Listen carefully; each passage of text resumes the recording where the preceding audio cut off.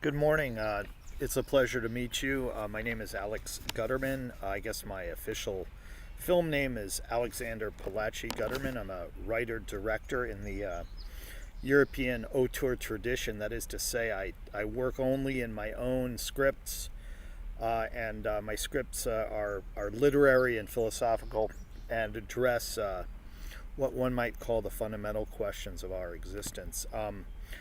I've got a feature film that's been out since 2017. It's internationally distributed. It's on Amazon Prime, a variety of other platforms, called In Winter, and then we're currently in post production on a second feature called The Hunter. In Winter deals with our solitude, our loneliness, our disconnection from other human beings, fundamentally, existentially, and then The Hunter deals with this constant struggle or constant project to build or create meaning in our reality in the context of our walking the tightrope over a precipice of nothingness. So Valerie has asked me to make a couple of comments primarily about casting and maybe some thoughts for actors who are entering or working or hoping to work with particular directors.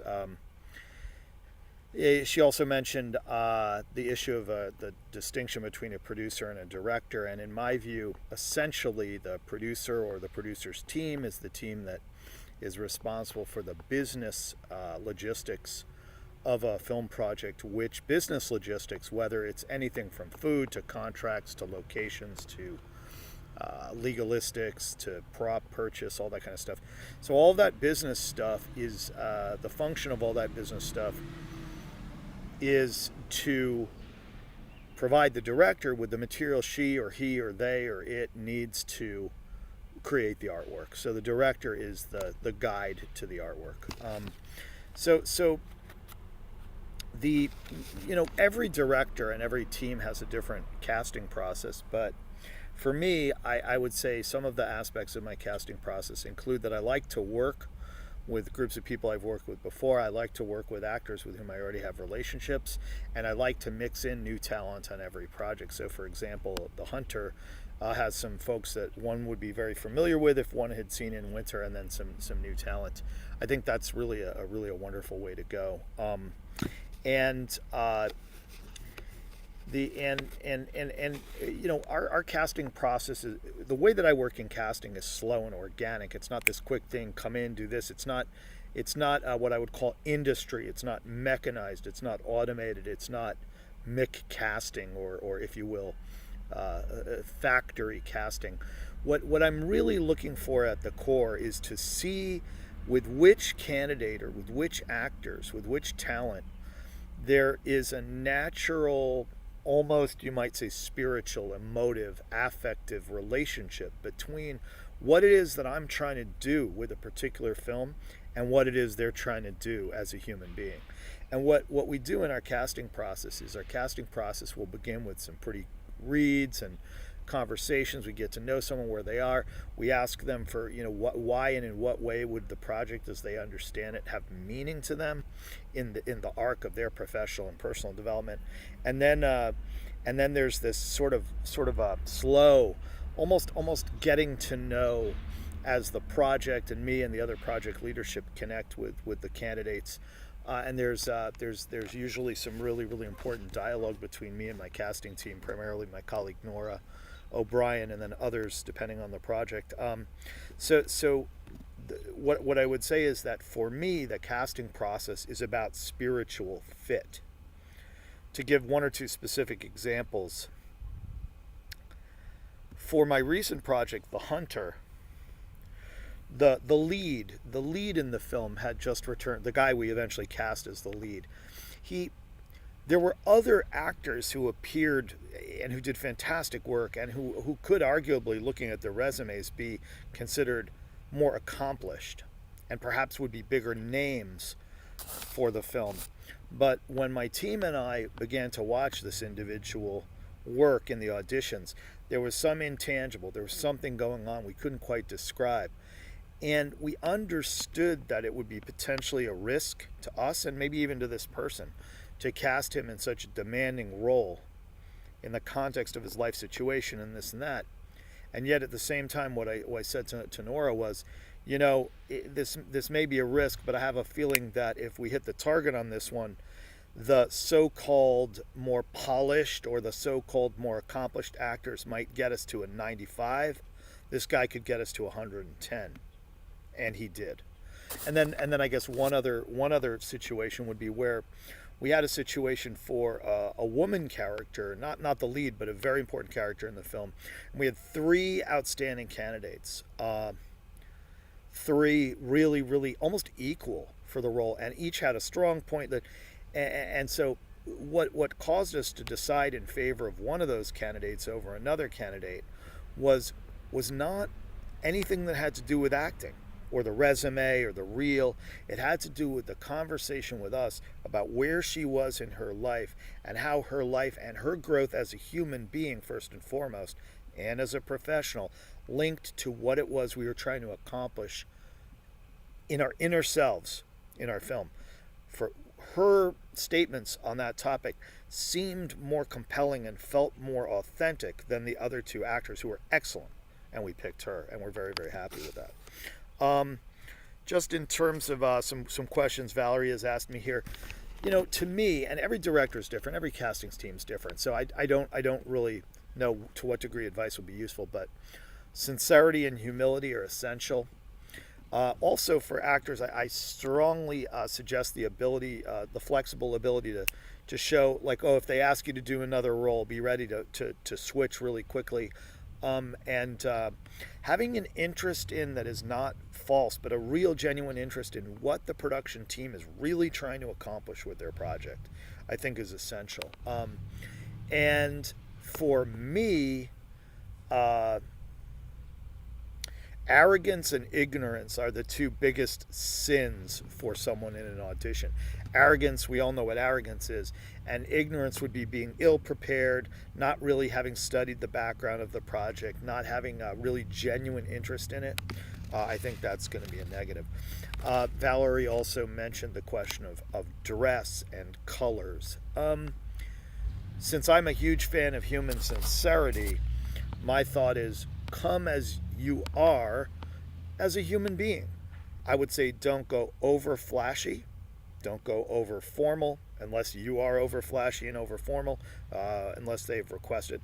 Another little thing around any of that is a director and a producer generally will respect if you ask a question. For example, hey, is there anything you'd like to see me wear or bring to the audition for busy work? By that I mean, like, is there anything you want me to wear? Would it help if I were to wear a certain type of outfit or a color? And also, is there any prop you want me to bring that would be useful when I'm delivering my audition material? Because as we all know, the richness of an acting performance is expanded by orders of magnitude as we expand our consciousness as an actor into our surroundings, but also into our physical self, including objects that we're dealing with. So if, for me, I can't speak for another director, but for me, for an actor to ask me that question would help me think a lot about my audition process and would cause me to respect that actor for asking that type of question. So I would encourage that, at least if you're dealing with me.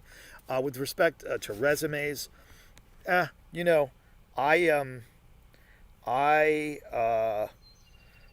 I'll look at somebody's resume. It's really nice if it's professional. It's great with the headshots and everything. And it's really nice to see the project. So I would say, really, frankly, the only thing that really I would say about a resume is make it clear, make it good. And the more stuff you have on it, the better. I don't know. It helps if you list skills on the side and, different experiences. And I don't have too much to say about resumes. And last but not least, I was asked to speak about advice. And really, okay, this is the one thing I can say to actors, to actors right now. I mean, I got a lot that I say to actors on set. I'm called an actor's director. I absolutely love working with actors, and I love setting up shots. Those are my big joys. But if I had to give one piece of advice, it relates to humility. It has to do with the learning process.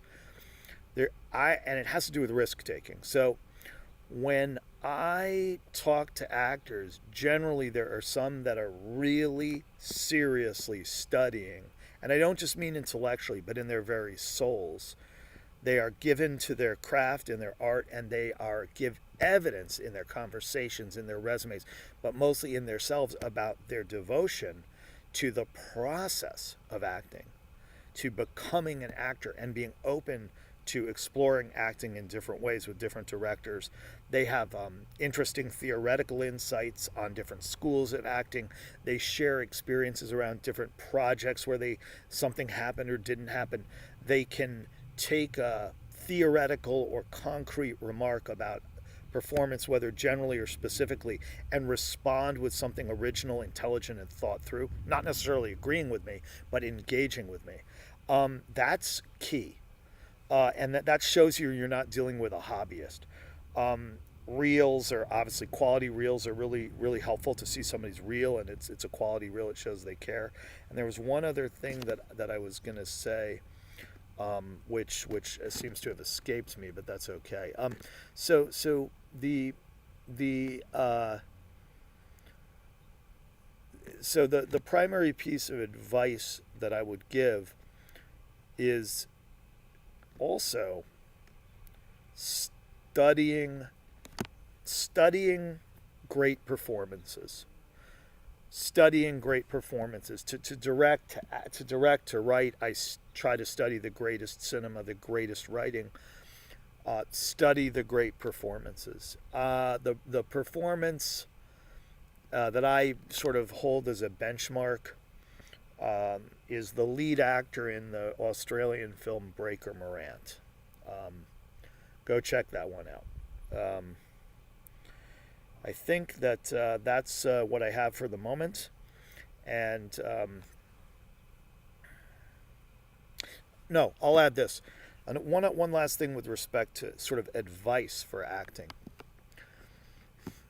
Consider and dive into the question of what is acting as a spiritual process or path. What is acting, and why am I acting, and what expansion of my consciousness or expansion of our human consciousness is affected by my acting and by acting in general.